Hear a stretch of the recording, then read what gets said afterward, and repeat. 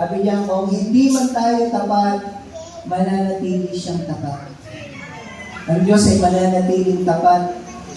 Kahit tayo po ay may mga pagkukulang, kahit na tayo po ay may mga pangako, hindi po natin natutupad, ang Diyos po, yung kanyang pangako ay lagi niyang tutuparin niya. Amen? Ang kanyang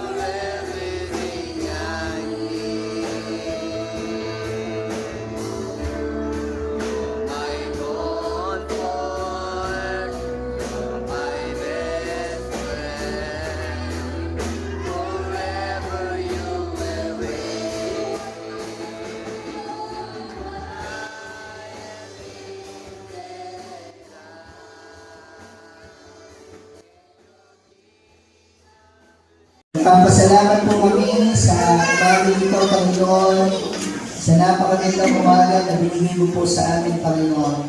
Salamat po that we can express, Lord, ang amin pong mga puso sa inyo, Panginoon. Paano po nakikilala namin ang inyong kadakilan at ang inyong kabutihan at ang inyong katapatan po sa buhay ng bawat sa po sa amin. Sa oras po na ito, salamat po sa mensahe na ihahayag mo sa amin. I pray, Lord, na bawat sa po ay maging handa na tumanggap sa inyong salita. Panginoon, open our hearts. I pray for the gift of wisdom and understanding, Panginoon, upang ang salita ninyo maunawaan namin, Lord God. At higit sa lahat, dalangin ko po na ang aming mga puso ay maging bukas sapagkat ang sisigla na nakasara ay hindi po mapupunuan, Panginoon. Ang isipan na nakasara ay hindi po mapagpapala. Lord God, at lalo-lalo na po ang damdamin na hindi nakatoon sa inyo at hindi po ninyo mahili po, Panginoon. Aming Diyos, mahal mo ang lingkod, ikaw po ang patuloy na mag-anoint, Lord God, sa aking mga labi na bawat salita na lalabas po dito, Panginoon, ay manggagaling lamang po sa inyong mga salita, Panginoon. Thank you, Father God, for this place by your most precious blood, Panginoon. Salamat po sa inyong gagawin. Ito po ang aking dalangin sa pangalan ng Diyos. Amen. Praise God. Pars po na ito ay dako po tayo sa salita ng Panginoon, no? At ito po ay nilaga po natin ng bukas na isipan, bukas na kalooban. By the way, baka meron po tayong bisita ngayong umaga na hindi natin na batid ay meron po ba tayong mga visitor. Ayan, nandiyan po si Rusty at si Julie. Si Kuya Johnny, nakita ko nasa likod. Praise the Lord. So, welcome po tayong lahat sa gawain po ng Panginoon. Let's go on. Ang ating pong tema ngayong buwan ay honoring God and His faithfulness. Yan. So, yung pong pagpaparangal sa Diyos at sa Kanyang katapatan. Sino ang naniniwala na ang Diyos ay matapat? Amen. Amen. Kahit hindi ho tayo tapat, ang Diyos po natin ay matapat. Praise God. No? Sabi po doon sa aklat po ng 2 Timothy. Yan. Sabi po doon sa 2 Timothy chapter 2, hindi po ako nagkakamali, verse 13, sabi po doon, kahit na tayo ay hindi tapat, ang Diyos ay matapat pa rin. No? Talagang hindi po natin may kukumpara ang Diyos pagdating po sa katapatan. Ayan po, no? Sabi niya, kung hindi man tayo tapat, mananatili siyang tapat. Ang Diyos ay mananatiling tapat kahit tayo po ay may mga pagkukulang, kahit na tayo po ay may mga pangako eh hindi po natin natutupad, eh ang Diyos po yung kanyang pangako ay lagi niyang tutuparin niya. Amen? Ang kanyang pagiging Diyos sa ating pong buhay ay gagawin po ng ating pong Panginoon. Amen? Sabi po sa talata na ating binasa ay ito po yung babala ng Panginoon sa mga panik, sa lahi ng Levita, mga Levites, na kung saan sila po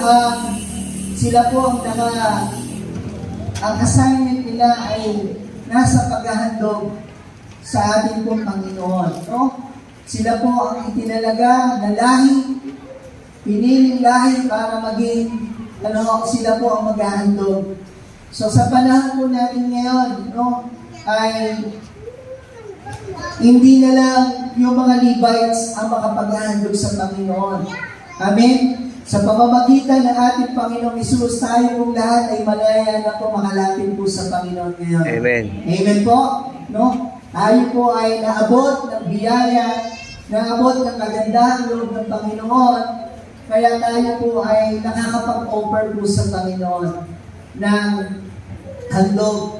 At sa ating pong ginagawa po ngayong umaga O sino po nakakaunawa sa atin na ang bawat pagsamba ay paghahandog Amen. sa Diyos. No, it is not an ordinary religious activity.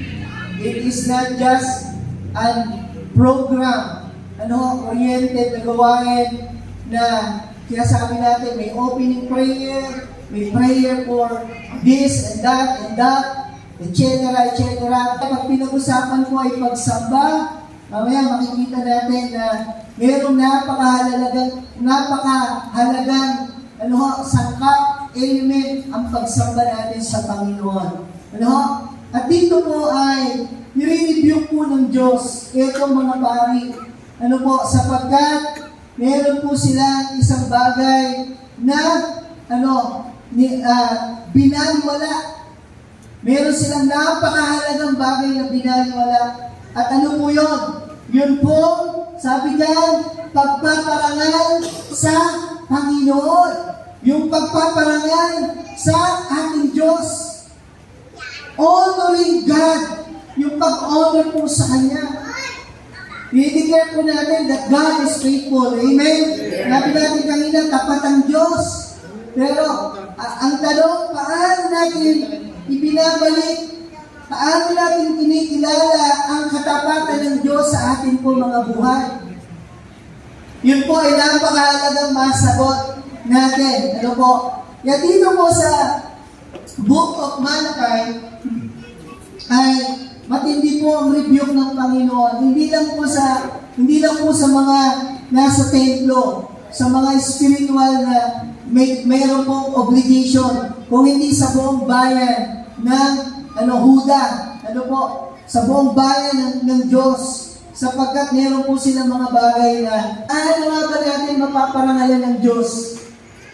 Paano nga ba natin mapaparangalan ng Panginoon sa ating po mga buhay? Kasi po baka itong mga ginagawa po ng mga Israelitang ito ay ginagawa rin natin sa panahon natin ngayon. Hindi po natin naiintindihan, hindi rin po natin pinapansin, binabaliwala lang natin, thinking na okay lang naman sa Panginoon. Yung thinking natin na iyon na yung karapat dapat sa Panginoon. Pero noon po ay sa pamamagitan po nito ay kausapin po tayo ng ating pong Panginoon. Amen? Ito po ay maging checklist natin sa ating pong mga buhay. At maging gabay din po natin. At mag-isip po tayo, baka tayo po ay nakakalimot sa mga katotohanan ito na atin pong kailangan mo anuhan. Pagdating po sa honoring, ano po ang ibig sabihin po ng honor? Pag sinabi pong honor God, next slide. Pag sinabi pong honor God, nangangahulugan po yan to glorify God. Sabi nga po, to glorify God. Ano po yung to glorify God? Pagbibigay luwalhati sa Panginoon. Amen. Pagtataas ng karangalan, pagkilala kung sino ang Panginoon, pagkilala kung sino siya sa ating pong buhay. Kaya sabi yan, it is an action word.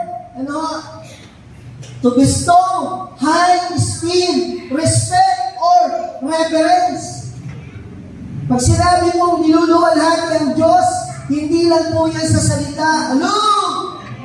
Hindi lang po yan sa salita na sinasabi natin na sinisigaw ng isang tao, niluluwalhati kita, Panginoon. But mas malalim po dyan ang kahulugan ng pagluluwalhati po sa Diyos. Pagluluwalhati po sa Panginoon. Yung po pagpupuri ay partial lang po yan. Partial lang po yan na sinasabit ng ating mga labi that we honor God, that we glorify God. Pero ang tunay na pagluwalhati sa ating pong Diyos ay makikita po kung ano ang ating ginagawa para sa Kanya. Amen. Pinagpalang buhay. Amen. Amen. Pag tinatanong tayo, usapin ng pagpapala, lahat sasagot ng Amen. Sino mo ba ang gusto na sinumpang buhay? Sigurado po, walang mag-amen po dyan. Amen? Pero, napakahirap po na nandiyan na ang pagpapala ay naging sumpa pa yan. Sapagkat mayroong mga bagay na dinidisregard po tayo sa ating pong buhay. At ano po yun? Ang parangalan ng Diyos sa ating pong mga buhay. Amen. Ang kilalanin kung sino nga ba siya. We can compare God. Hindi natin may kukumpara ang Diyos sa tao. Hello? Amen. Na pwede natin binabaliwala. Pwede natin ini-ignore. Na pwede natin, hindi pinapansin. Sapagkat ang Diyos natin ay napakadakila Amen. na Diyos.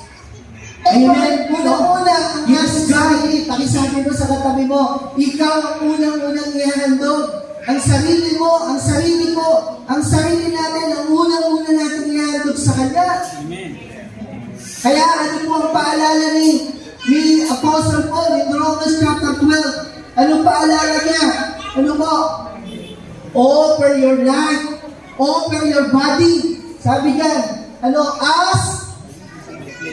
as a living sacrifice, holy, pleasing, and acceptable. Bakit? Kasi sa pagsamba, ang una natin dadalhin sa altar ng Panginoon, sa harapan ng Panginoon ay ang ating sarili. Amen. Kaya, ang ating sarili po ay dapat inihanda sa pagsamba. Hello? Amen. No? And bringing offering, pakisabi sa katabi, huwag kang papayag na wala ng dalang handog sa Diyos. Magsasamba ka sa Panginoon, kailangan merong ang dala-dalang handog. At take note, pag magdadala ka ng handog, ay hindi lang basta makapagdala ng handog. Amen. Kasi madalas, hindi natin ito binibigyan ng pansin. Madalas, ang sinasabi natin, basta may dala tayong offering, okay na. Pero tingnan po natin dito po sa pagkakataon na ito. Sa Malachi chapter 1, verses up to 14. Tingnan po natin kung ano ang binaramdam ng Panginoon. Kung ano ang kinakasakit ng loob ng Panginoon. Na minsan di natin ito naiintindihan. Na nagsamba nga tayo, pumunta nga tayo, pero ang Lord pala ay hindi na-please sa ating mga handog. 2 oras lang sasamba. Yun pa yung oras na pagod po tayo. Hello? We didn't offer God a full of, yung pinaka-the best na magagawa natin sa Kanya. And I was review. Hindi lang po kayo, pati ako ay nare-review din ng Panginoon. Sino dito kanina nung umawit ay pinapawisan? Amen. Matindi ang pawis sapagkat matindi ang ginawa ng pagpupulis sa Panginoon. Amen.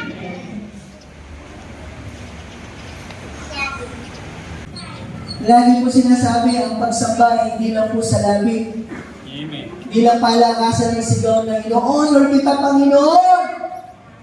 I give you glory, I give you honor, I give you praise. Sapagkat ang sabi ng Panginoon, pwedeng ang pagsamba ay nasa labi lang. Amen. At wala sa puso. Ang pagsambang tunay ay dapat nagbubukas sa puso. Amen. Kasama ang pagkilala kung sino ang ating Panginoon. Verse 9. Sinisigurado pala na yung mga handog natin na walang kwenta, hindi nalulugdan ng Diyos. Amen.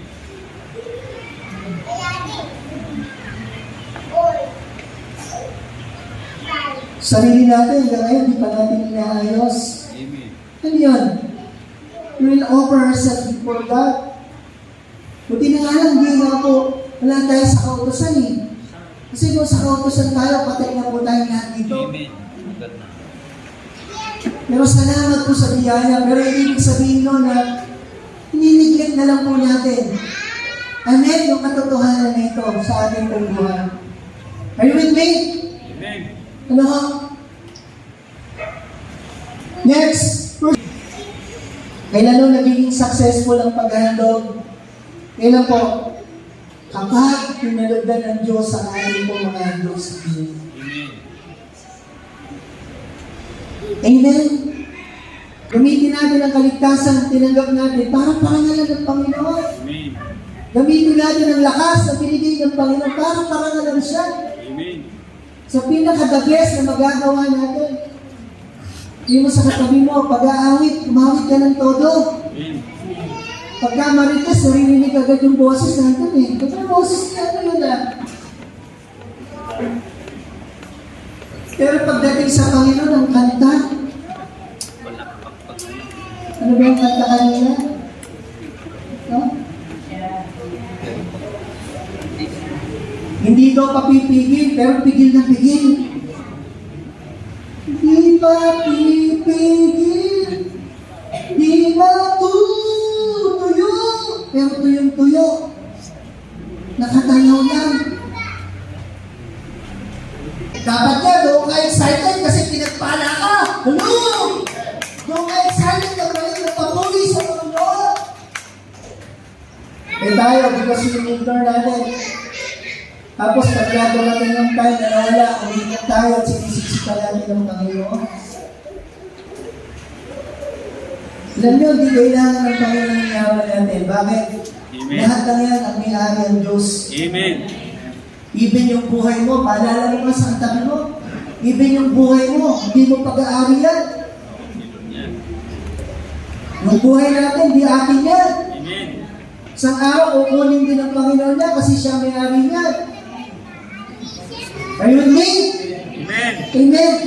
Panginoon, kapag tayo po nanatiling matapat sa Kanya, amen.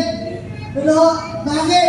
Kasi may pagkakataon na hindi po nagiging tapat sa Panginoon. Tingnan po natin yung kasi sabi po ng Panginoon, nagtaksil sila sa Diyos.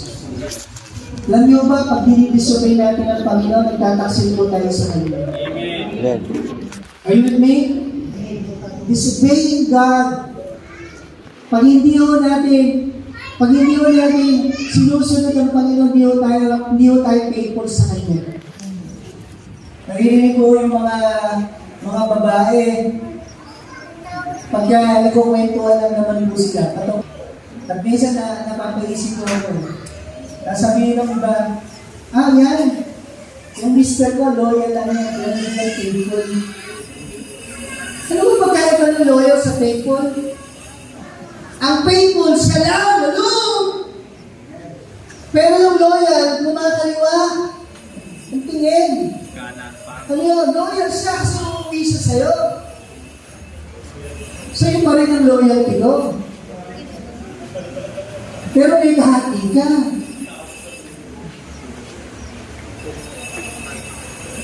Nasabihin mo sa ako, kung hindi mo sa ako, sabihin mo sa lahat na faithful ka sa akin. Amen? Amen. Compliment mo, salamat na lang, faithful ka. Weh!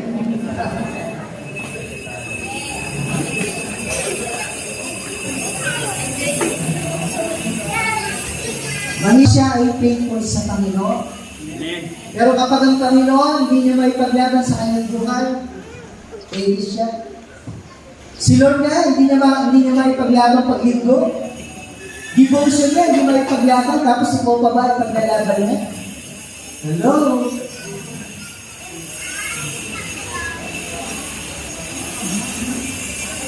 Kaya sabi po ng Panginoon, pinagtaksilan niyo sa pagkat ipinagpalit niyo mo sa mga Diyos-Diyosan na mga napangasahan. Ang sarap mo sa Panginoon ba?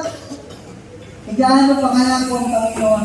Alam niyo, pinakamasakit na pakiramdam sa Lord, kaya nung siya ay mabitray. Amen? Amen. Nung siya, kapag siya ay pinagpapalit natin, saan? Sa mga temporal ng mga bagay, pinagpalit mo na ang Diyos sa trabaho mo, pinagpalit mo na ang Diyos sa business mo, pinagpalit mo na ang Diyos sa jowa mo, pinagpalit mo na ang Diyos sa kung ano meron ka. Yan o, pinakamasakit sa puso ng ating pong Panginoon. Are you with me? Pwede ba pag nakawan ng taong Diyos? Sabi po ni Brother Eddie, yung pinakinggan mo siya, sabi niya,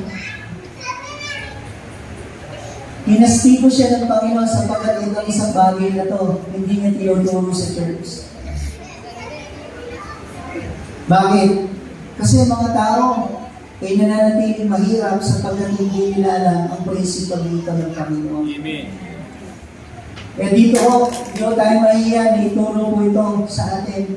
Because it is the principle of God Amen. that will lead us into blessing. Amen? No? Kaya dapat po, ito matutunan natin. Basahin po natin yung talata. Ang salita ng Panginoon ay hindi nawawala ng bisa kahit kailan. Amen. Amen. Heaven and earth will pass away, but His word will still remain. Hello? Amen. Nawawala ng bisa ang lahat ng bagay, pero ang salita ng Diyos ay hindi nawawala ng bisa. Amen? Kaya sabi ng Panginoon sa kanila, grabe kayo, ninanakawan niyo ang sinasabi niyo. Paano namin kayo ninanakawan? Kaya sabi ng Panginoon, kamusta ang inyong mga ikabot, mga handog?